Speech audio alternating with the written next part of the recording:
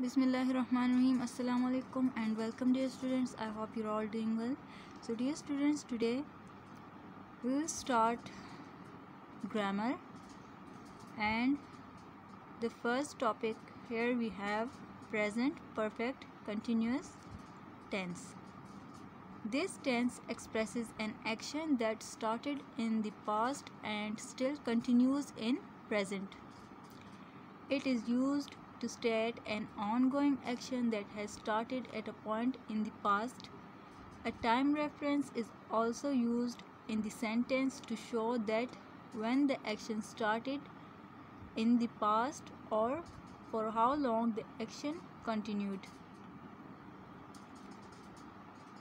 So dear students, the present perfect continuous tense is a tense that expresses an action that started in the past and continued to present or recently stopped, and it is used to state an ongoing action that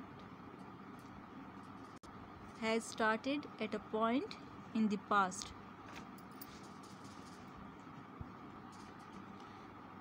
The specific words since and for are used in sentence to show the time of action.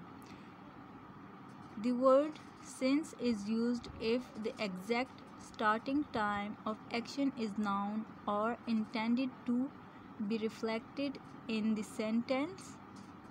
For example, since Monday, since 3 p.m. The word for is used to express the duration of time for which the action was continued. For example, for 3 hours and or for 6 hours, 6 months. So dear students, there are two specific words, since and for, and they are used in a sentence to show the time of action, and since is used in case if the exact time or the exact starting time of an action is known or intended to be reflected in a sentence. And here are the examples: since Monday or since 3 p.m. and the word for is used to express the duration of time. Since is used when the exact starting time of action is known, and for is used to express the duration of time for which the action was continued. So here are for 3 days, for 3 hours, or for 6 months. Structure of sentence. Now this is the structure of sentence: has or have plus been plus present participle. So dear students, the structure for present perfect continuous tense is has been or have been plus present participle. Here are the examples: he has been teaching in this school for 3 years. They have been using their car for 5 years. She has not been studying her books for 5 years. Kids have not been playing games for 5 hours. Have you been going to your college since 2012? He has been writing the report since 7th August. So dear students, in these two sentences, the exact time of action is known. So here since is used, and this for is used for to express the duration of time for 3 years, 5 years, for 5 days, and for 5 hours. Past perfect continuous tense. Past perfect progressive tense is used to describe an ongoing action that started in past and continued for some time in past. It expresses continued nature of an action that started and stopped at some point in the past. The sentence includes a time reference to show that when the action started in past or for how long the action was continued in past. So dear students, past perfect continuous or progressive tense expresses the continued nature of an action that started in the past and stopped at some point in the past. And such sentences have time reference to show that when the action started and for how long the action was continued in the past. So here is the structure of sentence: had been, had plus been plus present participle. So this will be the structure for past perfect continuous tense. Now here are the examples. She had been studying in that university since 2018. So this is the time reference here. He had not been eating vegetables for 3 years. This too is a time reference. Had you been helping your parents for 2 years? This too is a time reference. So dear students, for time reference, the same verbs since and for will be used in past perfect continuous tense. So dear students, in this sentence, subject is she, had been is the auxiliary verb, and the main verb is studying, and since 2008 is the time reference. So dear students,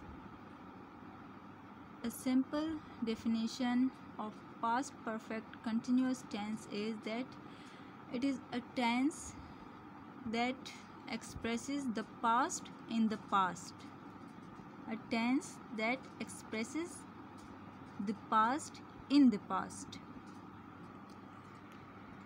So dear students, on page number 50 we have revision. Exercise 1 is tell whether each of the following noun is a common noun or a proper noun. For each common noun, write a related proper noun. For each proper noun, write a related common noun. For example, the word leader. So the answer is leader is a common noun and Quaid-e-Azam is a proper noun. So dear students, what is a common noun? A common noun is the genetic name of a person, place or a thing in a class or in a group. Unlike proper nouns, a common noun is not capitalized unless it either begins a sentence or appears in a title. So common noun is the genetic name of a person, place or a thing. So dear students, here are some common nouns. Author, Eid, Islamia College. Islamia College is a proper noun. Author is a common noun. Eid is also a common noun. Mountain is a common noun. Park is a common noun. France is a proper noun because it is name of a city or name of a country. Teacher is a common noun. Friend is a common noun. Karachi is a proper noun. Here again is a name of a city. Professor Kamal is a proper noun. City is a common noun. Hero is a common noun. Building is a common noun. River is a common noun. And boy is a common noun. So dear students, what you have to do is write proper nouns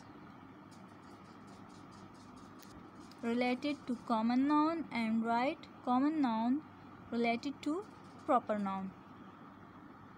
And write down both the proper and common noun in your notebooks. Now exercise 2 is identify the collective nouns in the following sentences and use them in new sentences. So dear students, first of all, what is a collective noun? Collective nouns are names for a collection or a number of people or things. Words like group, herd, and array, staff, etc. are the examples of collective nouns. So dear students, first of all, here we have I. The staff quickly responded to the alarm. So here staff is the collective noun. 2. The audience stood up and cheered the speaker. So here audience is the collective noun. 3. Suddenly the class became very quiet. So here class is the collective noun. The board met last night to vote on the budget. So here board is the collective noun. Her family is going to Nathia Gully this weekend. So here family is the collective noun. So the collective noun refers to a collection of people or a number of people or things. Now exercise 3 is make plural of the following nouns and identify which of the nouns also change meaning in plural. So here is arm, brother-in-law, courtroom, shoelace, commander-in-chief. So dear students, what you have to do is make plural of all these nouns and you have to identify which of these nouns also change meaning in plural. Now exercise 4 is sort out uncountable nouns from the following and use them in sentences. So what is an uncountable noun? So dear students, uncountable noun is used for the things that we cannot count with numbers, that cannot be countable. So here is sugar, mango, start, flour, bread, orange, milk, tea, chocolate and candy. So in this exercise, start, milk, tea, flour are the uncountable nouns and what you have to do is you will make sentences of these uncountable nouns. Start, milk, tea, flour. Now we have on page 51 exercise 5. Write 3 sentences having noun phrases and then underline the noun phrase. So dear students, what is a noun phrase? A noun phrase is a word or group of words in a sentence that acts like a noun. The definition is a noun phrase is a word or group of words in a sentence that acts like a noun. For example, you could say, I met John. So in this sentence, the word John is a noun, but you could replace John with a group of words, for example, a phrase, and say, I met your sister. So here, your sister is a phrase and it functions as a noun in this sentence. So we call it a noun phrase. So it is a word or a group of words that acts like a noun in a sentence. Exercise 6 is change the following sentences from singular to plural and plural to singular. So here is the sentence, he is a smart boy. How we will change it into a plural sentence? We will change the nouns or the pronouns in the sentence to plurals. So he is a smart boy. We will change it into plural sentence and we will say they are smart boys. Same is this sentence, is he a nice character? So again we will change this sentence into a plural sentence. Are they nice characters? Now you will have to complete this task. This is your task and write down them in your notebooks. Change the singular sentences to plural sentences and the plural sentences into a singular sentence.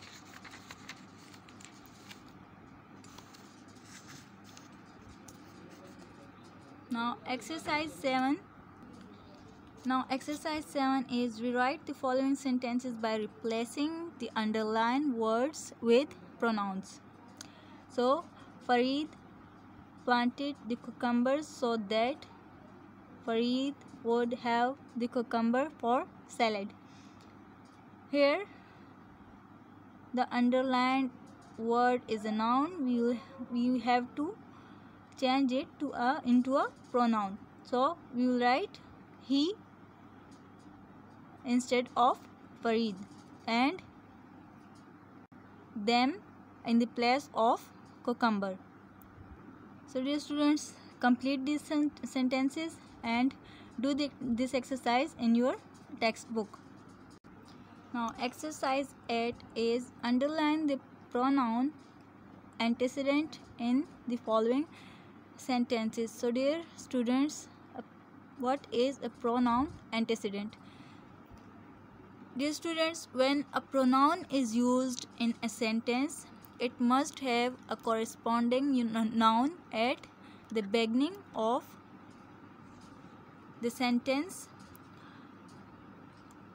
before it was used.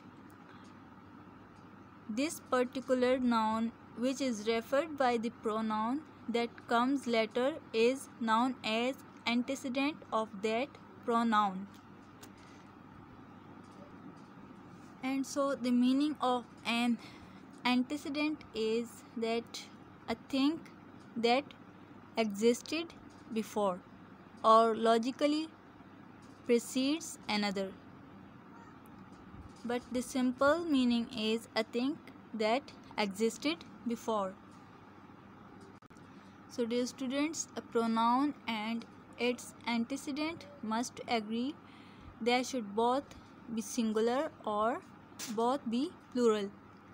For example, a singular sentence is Dr. Ellen Wong finished her reports. So Dr. Ellen Wong is the antecedent in this sentence and her is the pronoun. And a plural sentence, the doctors finished their reports. So doctors in this sentence are the antecedent and there is the pronoun.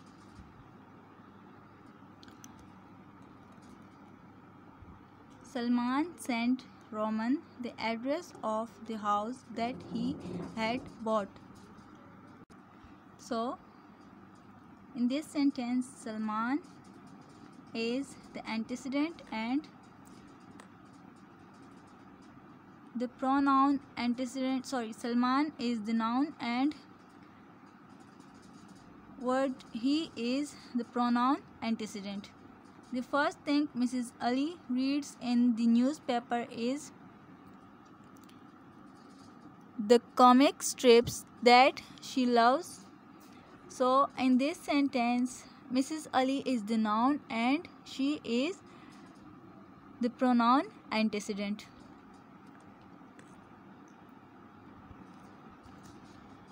When Imran and Salman came in, they were laughing.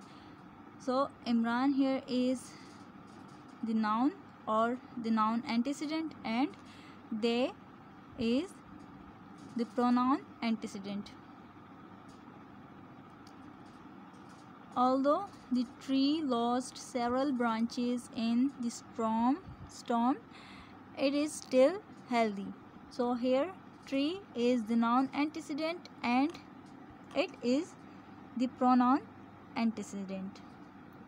Khanum take down the curtains, but she did not have time to wash them.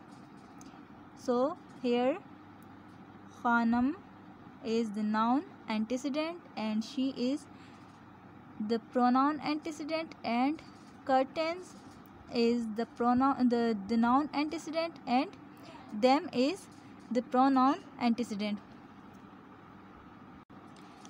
So dear students, on page 53 we have exercise 14. Form gerunds from the verbs in the box and use them to complete the sentences below. So dear students, what are gerunds? The second form of verb is called gerund. The gerund verbs end with ing or it is the present form of verb. So here are the verbs steal, cycle, skip, hike, surf, race, make, cheat. Number 1 is in many countries skipping can provide an economical way of moving around. Number 2 is surfing is exciting, especially if you catch a big wave. 3 is Leila is talented in painting and has received awards in many competitions. Okay, so dear students, on page number 53 we have form gerunds. Now dear students, on page number 54, number 4 is my friend's hobby is baking, so she is going to make a big cake for my birthday. Number 5 is he was accused of cheating in the examination. Number 6 is cycling is strenuous on mountain trails. Number 7 is hiking is easy but only if your rope is of the correct length.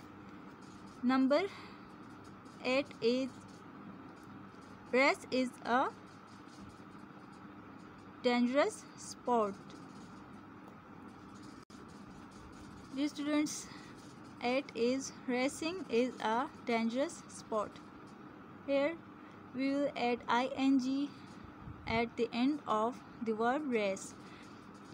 Number 9 is settling into a new school involves making new friends. Number 10 is the thief admitted stealing the priceless paintings. Okay dear students, so with this we came to the end of this exercise. I hope you will understand. Thank you so much. Allah Hafiz.